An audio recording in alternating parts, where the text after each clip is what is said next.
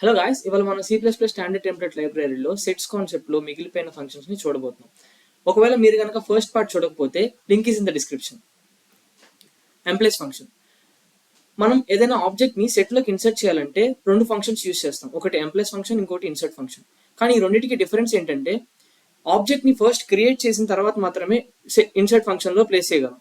కానీ ఎంప్లాయ్స్ ఫంక్షన్లో ఆబ్జెక్ట్ని direct సెట్లోనే create చేస్తుంది. Size function. Size function set యొక్క కరెంట్ సైజ్ని రిటర్న్ చేయడానికి యూస్ చేస్తాం. అండ్ ఈ ఎగ్జాంపుల్లో సెట్లో 2 ఎలిమెంట్స్ ఉన్నాయి కాబట్టి సైజ్ 2 రిటర్న్ చేస్తుంది.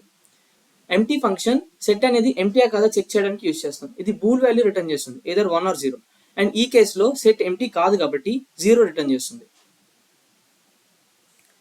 Arrays function.